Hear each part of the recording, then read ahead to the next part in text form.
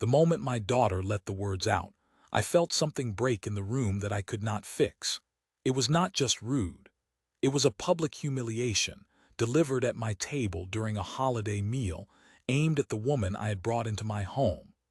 I watched my girlfriend freeze with her plate in her hands, caught halfway between the serving dishes and her chair, like the air had turned heavy around her.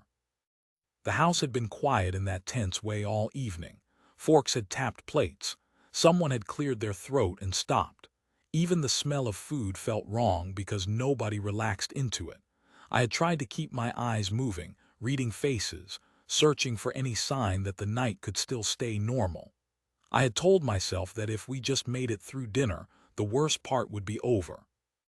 My girlfriend went back for more food because she tried to act casual. She tried to be part of us. She had smiled even when she got little back. She had been warm in a room that did not return warmth. When she stood up, I saw my daughter tracking her, the way you watched a person you did not trust, not because they had done something, but because you wanted proof they did. Then my daughter turned that watching into something sharp and ugly. She made a cruel comment about my girlfriend's body and what she was putting on her plate. It landed fast. It was the kind of remark that did not slip out by accident. It was chosen. It was meant to sting. My son went still. I felt my own face heat up, like my skin could not hold my anger inside. My girlfriend's eyes filled right there in front of everyone and she tried to blink it away. She failed. She set the plate down with shaking hands and walked out of the room, and the sound of her steps made the whole house feel hollow. A second later I heard a door close. Not slammed, just closed like she had no strength left for anything louder. The table looked wrong with an empty chair and uneaten food. My daughter sat there like she had won something. I did not feel like a father in that moment. I felt like a guard who had let someone get hurt on his watch. I told my daughter to leave because if she stayed, I did not trust what I might say next. Later, in the quiet after, I kept replaying it. Was I finally setting a boundary, or was I about to use money as a weapon because I was terrified of losing another person I loved? Before we judged the ending, we needed the beginning. My wife died in a car accident, and the phone call split my life into a before and an after. One moment I had a family that felt solid, and the next I had a house that sounded wrong, like every room carried an echo that should not have been there. People said time would move forward, but our home stayed stuck in that one day. The first weeks were a blur of faces and forced decisions. Paperwork came like a wave, and I signed my name so many times that it stopped feeling real. I remembered standing in the kitchen late at night, holding a cup I did not drink from, staring at a spot on the wall and thinking that if I looked away, I would forget her voice. That fear followed me everywhere. It made every quiet moment feel dangerous. I mourned hard for about a year. I did not know how to be anything else. Grief did not come in clean stages. It came in sudden hits. It came when I opened a closet and saw a familiar jacket. It came when I heard a song in a store and felt my throat close. It came when I caught myself reaching for my phone to tell her something small, then remembered I could not. Each time it happened, it felt like the accident happened again. My son and my daughter were at two different points in life, and that made the loss feel uneven. My son was older and closer to building his own life. He still hurt, but he could step away from the house and breathe. My daughter was in college, still tied to us, still expecting the home to be the safe place she returned to. After my wife died, there was no safe place left. There was just me, trying to hold the structure together with shaking hands. I became the center pole of the tent. If I collapsed, everything fell. So I focused on what I could control. I paid bills on time. I kept the lights on. I kept food in the house even when I barely ate. I handled school costs because it was one of the only ways I could still take care of my kids without needing the right words. Tuition was not just money to me. It was proof that I was still their father, still useful, still able to give them a future even when I could not give them their mother back. But that role came with a quiet pressure that did not stop. Every payment reminded me that my daughter's life was moving forward while our family stayed in pain. Every time she needed something, it also reminded me that she still depended on me, and that dependence made our grief feel like a locked room we shared. Holidays were the worst. The calendar kept pointing at days my wife used to hold together, and I could feel the empty space where she should have been. I watched my children change in small ways. I watched them measure me, like they wondered if I would replace what we lost, or if I would simply fade into the sadness and leave them with nothing. This was a family still living inside grief. And then, in January, someone made me laugh again. I met her in January, at a point where I had stopped expecting anything good to happen inside my own chest. I did not go looking for a replacement. I did not go looking for a cure. I just went through motions, and then one ordinary afternoon turned strange because I caught myself smiling without forcing it. She was intelligent in a quiet way that made other people lean in when she spoke. She listened like she actually cared about the answer, not just the sound of her own voice. When she laughed, it did not feel like noise. It felt like air coming back into a room that had been sealed for too long. For the first time since the accident, I noticed time passing without pain filling every second of it. What surprised me most was how safe she felt. Not perfect, not without edges. Safe in the sense that she did not try to rush my grief out of the way. She did not compete with it. She asked about my wife like a person, not like a warning sign. And that made me trust her more, even as it made me feel guilty. That guilt sat under every good moment like a dark shape under clear water. I admired her humor because it was gentle but sharp when it needed to be. I admired her confidence because she carried it without pushing it onto others. And I admired her cooking because she cooked the way my wife used to, not the same meals but the same intention. Food that said, "I thought about you." Food that made a home feel like it could still be a home. As the weeks passed, I started imagining what I had told myself I would never imagine again. A future that included birthdays that did not feel empty. A holiday that did not feel like a test. Someone sitting across from me at night, not to erase what I lost, but to keep me from drowning in it. But hope came with a new fear. She was heavier, not in a way that should have mattered, not in a way that changed who she was. But I lived in the real world, and I knew how people could be when they wanted to hurt someone without leaving a visible bruise. I had heard jokes like that my whole life. I had seen how easily cruelty dressed itself up as honesty. And because she mattered to me, I started noticing every look in public, every pause before a smile, every tiny shift in tone from strangers. I hated that I noticed. I hated even more that I knew my own daughter had a talent for finding the soft spot and pressing down hard when she felt threatened. I did not tell my children right away. Part of it was privacy. Part of it was fear. My wife had been the center of our family, and even thinking about bringing someone new into that space felt like stepping into a room where the floor might give out. When my children found out I was dadding, I felt the air change over the phone. Not anger exactly. Not yet. More like a door closing gently but on purpose. New love did not erase old love, but it changed the home. And I understood with a cold clarity that dadding her was not the real test. The real test came when she met my children. By the time summer came, my children already knew I was seeing someone. I did not hide it from them, but I also did not rush the details because I could feel how fragile everything still was. Even over the phone, there had been pauses that sounded like doors closing. When I finally picked a day for them to meet her, I felt the same tightness I used to feel before a funeral. Not because I expected death, but because I expected something to be taken from me. I brought her to the house with the smallest hopes possible. I told myself I did not need warmth, just basic respect.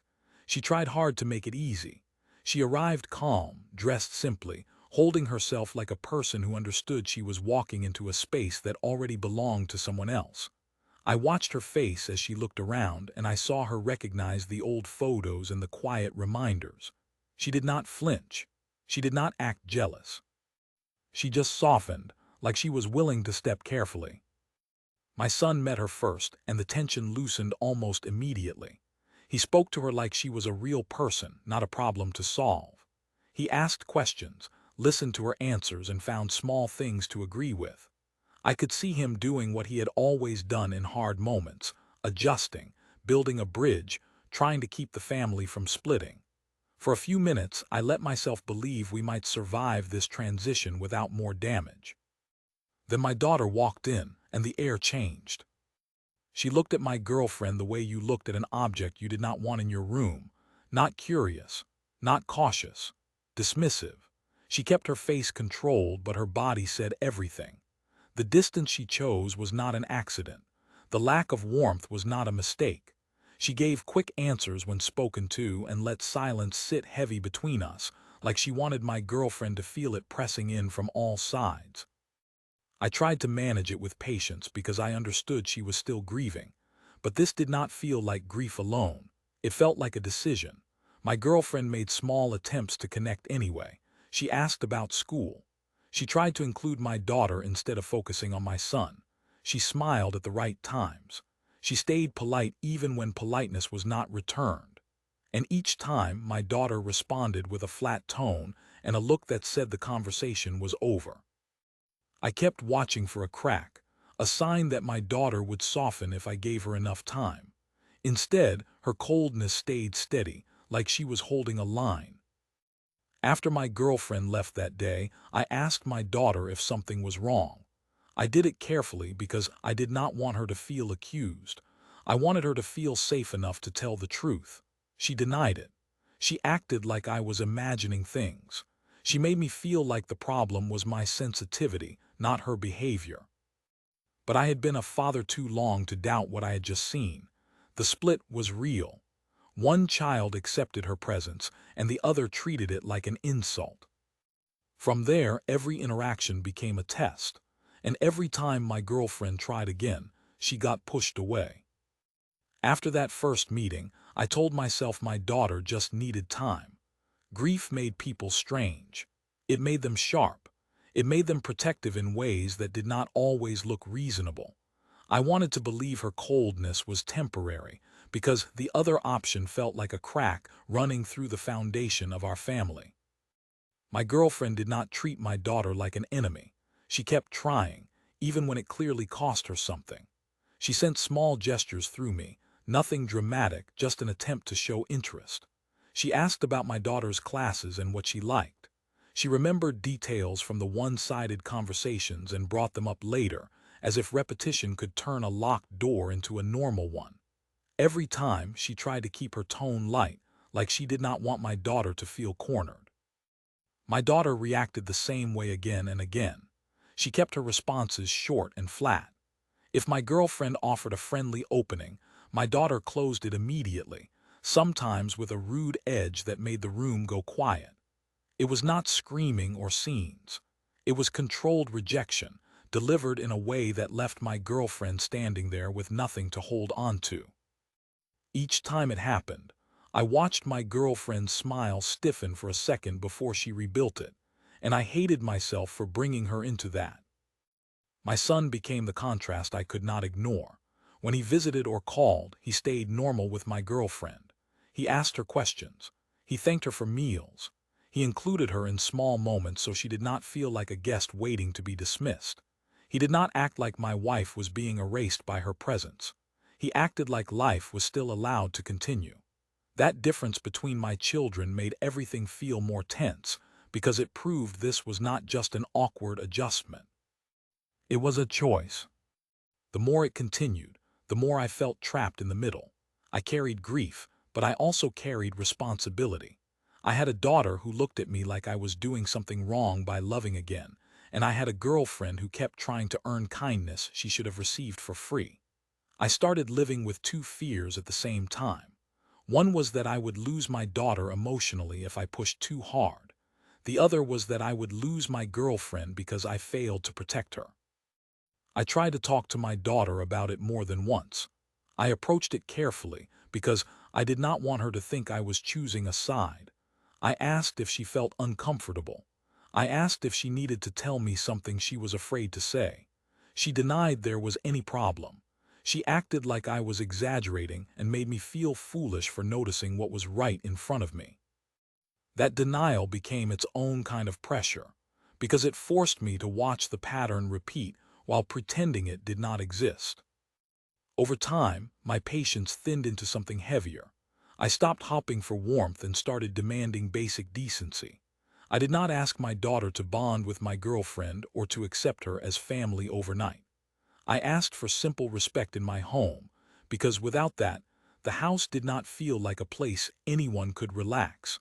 It felt like a room where one person held the power to punish everyone else with silence. My girlfriend kept showing up anyway, and that was the part that hurt the most to witness. She walked into rejection with her head up, even when I could see embarrassment in her eyes. She took small hits and acted like they did not land, but they did. They always did. And each time, I felt a little more certain that something was building under the surface, waiting for the right moment to come out. It was not one bad day. It was a pattern forming. And then the calendar pushed us toward the biggest meal of the year, the one day I could not avoid putting everyone at the same table. Thanksgiving put a deadline on all the tension I had been trying to manage. It was the one day I could not split time into separate visits, separate conversations, separate exits. Everyone came home, and the house filled up in a way that should have felt comforting, but instead it felt like I had invited two storms into the same room and hoped they would ignore each other.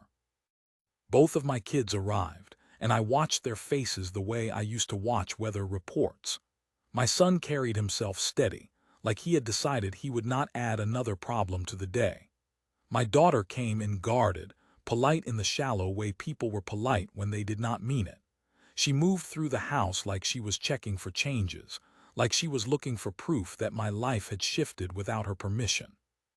Before we sat down, I pulled my daughter aside and asked her to be polite. I did not beg. I did not threaten. I just said it plainly because I could feel the night balancing on a thin edge. I told myself that if I set the expectation clearly, she would at least hold herself back. She nodded the way someone nodded when they already planned to do whatever they wanted. My girlfriend did her best to make the day feel normal. She helped with the food and kept her tone light. She smiled at my daughter and asked small questions, giving her easy openings that required almost nothing in return. She acted like she did not notice how tense my daughter was, but I noticed. I saw the careful way my girlfriend avoided standing too close, the way she tried to be present without taking up space. When we sat at the table, everything looked right and felt wrong. Plates were set. Food was passed. The room smelled warm, but the air between us stayed cold. I kept scanning, listening for a shift in voice, a sudden laugh that might go sharp, a silence that might turn into something worse. I hated that I could not relax. I hated that I had to watch my own family like I was waiting for a glass to fall. At first, my daughter held it together. She answered my son when he spoke. She responded to me with short sentences. She did not say anything openly cruel. If someone walked in at that moment, they might have thought we were just a quiet family trying to get through a hard holiday. But I saw what was happening under the surface. My daughter watched my girlfriend the entire time, not casual glances. She stared, then looked away, then stared again, as if she was collecting reasons to be angry. Every time my girlfriend laughed softly at something my son said, my daughter's face tightened. Every time my girlfriend reached for a serving dish, my daughter tracked her hand like it offended her. My girlfriend kept trying anyway. She stayed gracious. She stayed calm. She kept smiling like the smile could protect her. And I kept telling myself that if we made it through the meal, maybe the tension would ease afterward. Maybe my daughter would see that nothing was being stolen from her. Everything was still calm on the outside. The table stayed upright. The voices stayed low. But I felt the pressure building, and I knew the next moment could break the night open. My girlfriend stood up to get another serving, and it should have been the most normal part of the night. Chairs scraped softly. Plates shifted. The food sat in the middle of the table like it always did. But the second she moved, I saw my daughter's eyes follow her like a weapon finding a target. My girlfriend tried to keep it light. She smiled and asked if anyone wanted anything while she was up. My son thanked her. I nodded. My daughter said nothing. She just watched. I remembered thinking, please, just get through this. Please, let this be one holiday where nobody breaks. My girlfriend reached for the serving spoon and put a little more food on her plate.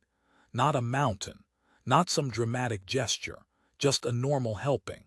She moved the spoon back toward the dish, and in that tiny pause, my daughter leaned back in her chair like she had been waiting for permission from the universe.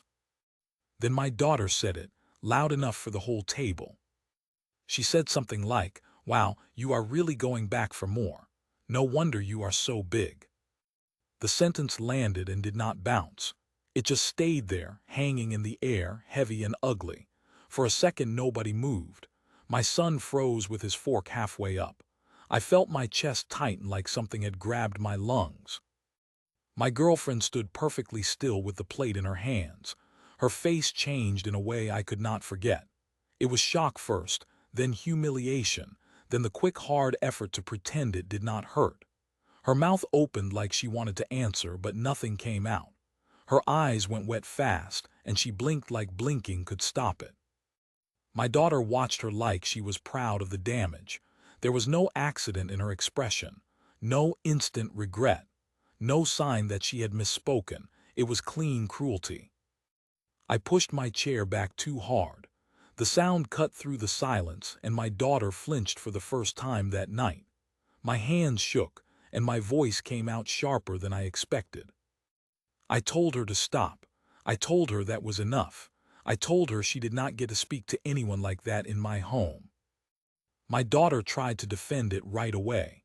She acted like it was a joke, like my girlfriend was too sensitive, like everyone else was the problem for reacting. She did not look at my girlfriend with concern. She looked at me with anger, as if I was the one betraying her. My girlfriend's control broke. She set the plate down with a small clink and covered her mouth. A sound came out of her that was not a word, just pain. She turned quickly, her shoulders shaking, and she walked out of the dining room like she could not breathe in there anymore. I heard the hallway, a door, then another muffled sound that told me she was crying behind it. The table felt poisoned, the meal felt pointless, the holiday felt dead. I looked at my daughter and realized something cold and simple. She did not only dislike my girlfriend. She wanted to humiliate her. She wanted to make her feel unsafe in front of my children, in front of me, in the place that was supposed to be home.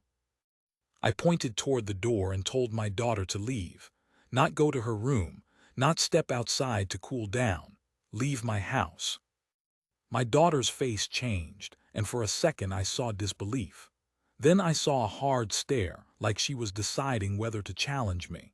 My son said her name quietly, like he wanted to pull her back from the edge. But my daughter stood up slowly, scraping her chair back, and the way she moved told me this was not over. She walked out with her jaw tight, and I knew the fight did not end at the door. After my daughter left, the house did not feel quiet in a normal way. It felt hollow, like the walls had listened and decided they did not want to hold us anymore. My son stayed at the table, staring down at his plate like the food had turned into something shameful. I could not swallow. I could not sit. All I could hear was that one sentence repeating in my head, and behind it, the sound of a door closing down the hall. I walked to the bedroom and stopped outside it. I did not want to push in and make it worse. I heard my girlfriend crying into a pillow, trying to muffle it, trying to be polite even in her own pain. That hurt more than the insult itself. It told me she had been embarrassed to be seen suffering in my home, like she had done something wrong by being targeted. When I finally stepped inside, she wiped her face fast like she had been caught. Her eyes were red and wide. She tried to speak, but her voice broke. She kept saying she was fine and it was not a big deal, and she did not want to cause problems with my kids. Each sentence was an attempt to protect me from choosing, and it made me feel sick with shame. I sat on the edge of the bed and told her she did not deserve that. I told her my daughter had crossed a line that could not be explained away by stress or grief. My girlfriend nodded, but I could see the doubt behind her eyes. Doubt that she would ever be safe with my family. Doubt that she would ever walk into my dining room again without waiting for the next hit. That was the moment something hardened in me.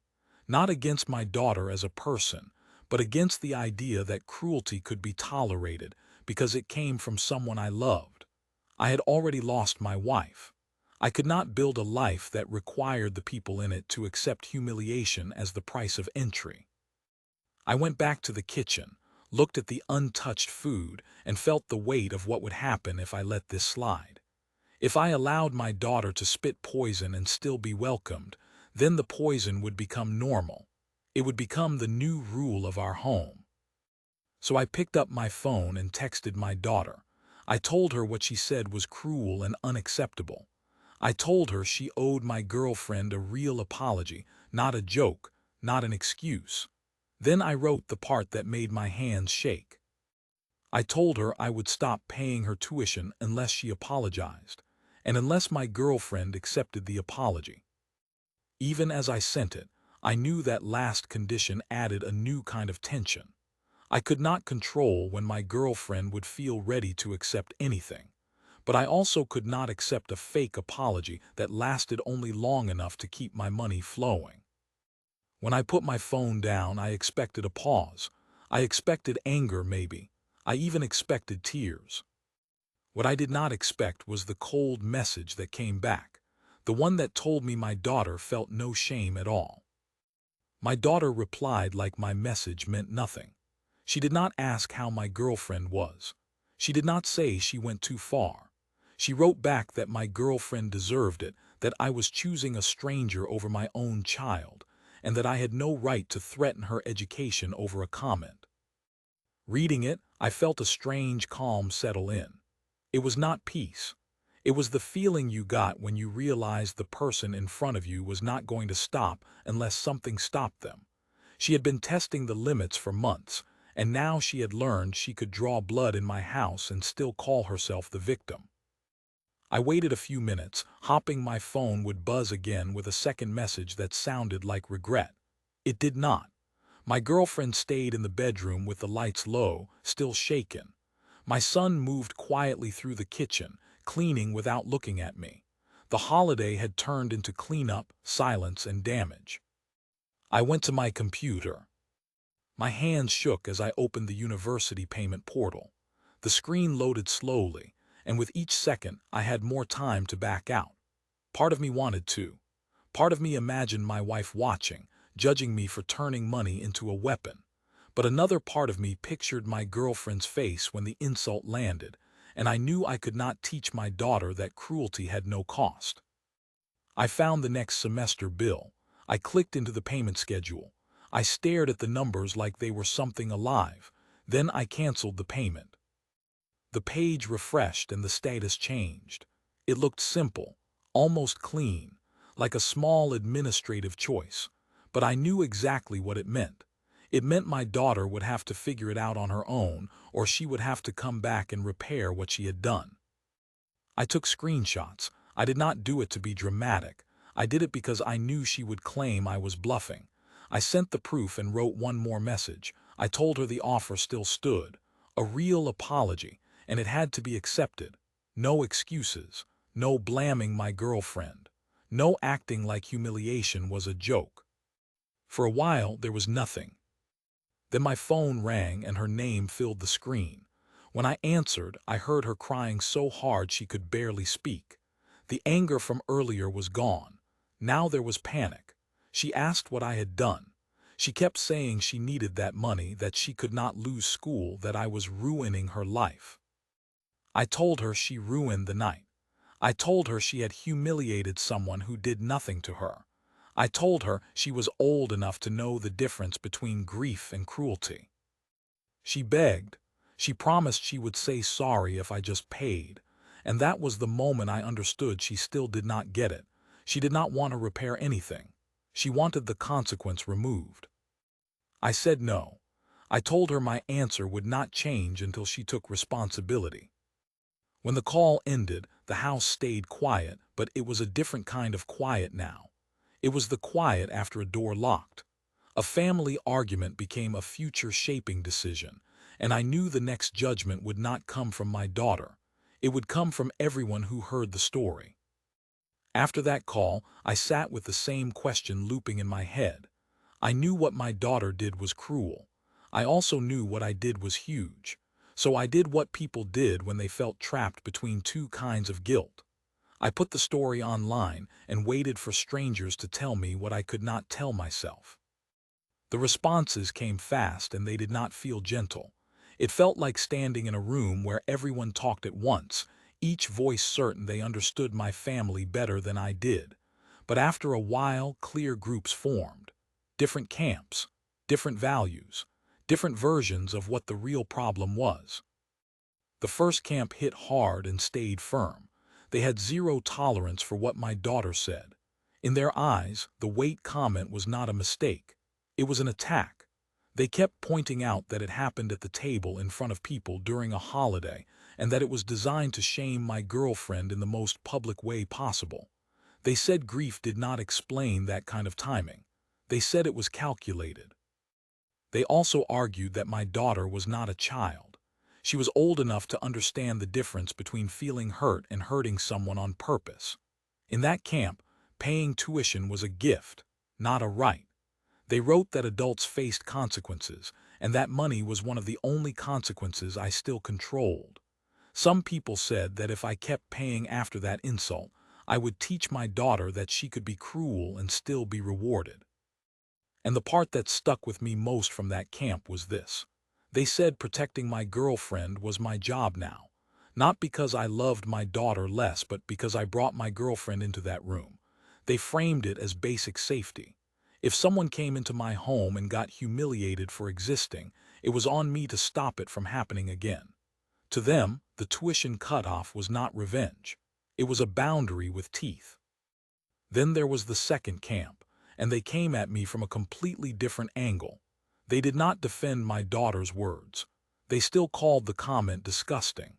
But they focused on what I did next, and they said I crossed a line by tying education to obedience.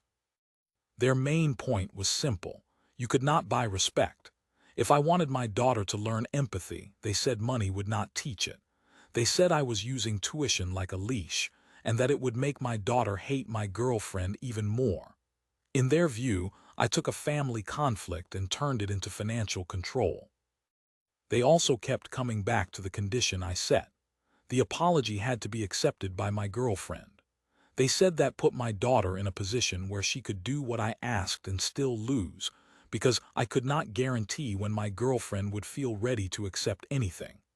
They argued it was an impossible test, not because my girlfriend was wrong for being hurt, but because acceptance was not something I could demand on a deadline. And finally, they warned me about damage that could not be repaired. They said I could win the argument and lose my daughter. They said a missed semester could change her whole future, and she would blame me forever. In that camp, my action felt like a punishment too big for one moment, even if that moment was ugly. The third camp sounded different. They did not argue like lawyers. They argued like people who had lived through loss and watched it twist families into strangers. They said grief was the hidden driver behind everything. They suggested my daughter might have been stuck in a place where any new woman in my life felt like betrayal. Not logical betrayal, emotional betrayal. They said her hostility could have been fear dressed up as anger, fear that her mother would be replaced, fear that our family story would move forward without her permission. But they also did not let me off the hook. They said I might have been reacting from my own grief too. They said my protectiveness could have turned into panic, and that panic could have turned into a need to control the situation fast. They pushed the idea that we were two hurting people colliding, each trying to stop the pain in the only way we knew how. Their answer was not pay or do not pay. Their answer was slow down, have a calmer conversation later, get help if we needed it. They kept saying that consequences mattered, but so did rebuilding trust, and both things could be true at the same time. So far, the verdict depended on what you valued more, safety or support. And just when I thought those were the only choices, I started seeing other arguments forming, the ones that focused on age, pattern, and fairness, and they made my stomach drop for a different reason. The more I read, the more the comment section stopped feeling like one crowd and started feeling like a courtroom with separate rows of jurors. People agreed on one thing: my daughter's insult was ugly. But after that, everything split into new arguments, and those arguments were not about my girlfriend's weight anymore. They were about my daughter's age, my role as a parent, and what counted as fair. One camp kept repeating the same line in different ways. She was 19, not a child. They did not want to hear excuses about stress or emotions. They said basic decency was the minimum expectation for a college student sitting at a table with another adult. They pointed out that I had asked my daughter to be polite before dinner, which meant she had warning and still chose to strike. That camp also pushed back against the idea that I owed her tuition no matter what. They said financial support was not an automatic thing once a kid turned into an adult. It was help, and help came with standards. In their view, repair had to come before money. They wrote that if my daughter needed tuition paid, she could start by taking responsibility for what she did, without bargaining, without conditions, without turning the apology into a transaction. Some people in that group even said I had been too soft for too long. They said I let the rudeness build until it exploded, and now I was finally acting like the parent instead of acting like a scared referee. Then I hit another camp that made my stomach twist because it sounded reasonable in a different way. They said I was right to protect my girlfriend, but wrong to blow up my daughter's future in one move. Their message was basically, defend your partner, but do not nuke the future. They argued that if I wanted my daughter to change, I needed a clear path back, not a vague threat, not a punishment that depended on my girlfriend being ready to accept an apology on a timeline. They said the acceptance condition, even if it came from a good place, made the whole thing unstable. My daughter could apologize and still fail. My girlfriend could be too hurt to accept it quickly, which was normal, but it meant my daughter's schooling stayed in limbo. That camp suggested alternatives. Some said I should have paused the payment instead of canceling it completely. Others said I should have put the money aside and told my daughter it would be released after a sincere apology and a serious conversation, with clear behavior rules for future visits. A few even said therapy should be part of the deal, not as a punishment, but as a real attempt to stop the family from turning into enemies. They did not excuse the insult. They just worried that my response was too final for something that might be fixable, and that the fallout would outlive the argument. And then there was a camp that did not give a verdict at all until they had more information. They kept saying, the pattern matters. They asked if my daughter had been openly rude for months, if she had ignored my girlfriend's efforts again and again, if she had made smaller comments before this one. They said months of disrespect changed what was fair. If the weight insult was only the latest escalation in a long line of rejection, then my tuition boundary made more sense. It looked less like a sudden punishment and more like the final consequence after repeated warnings. But they also said if this was the first big blow-up, then my response looked extreme. A single ugly moment, even a cruel one, might not justify risking a semester of school without a cooling-off period. This camp wanted evidence and context, not just emotion. They brought up my son too. They said his acceptance of my girlfriend mattered because it suggested she was not the problem, but they warned that it was not total proof. Families held different wounds in different children. One child could adapt, while the other stayed stuck. By the time I finished reading, my head felt heavy. I had 6 camps in front of me, all working from the same facts, all reaching different judgments. Same facts, different values, different judgments. And one thought kept sitting under everything, like a shadow I could not shake. Even if I was right, even if my daughter deserved the consequence, would I still lose her anyway?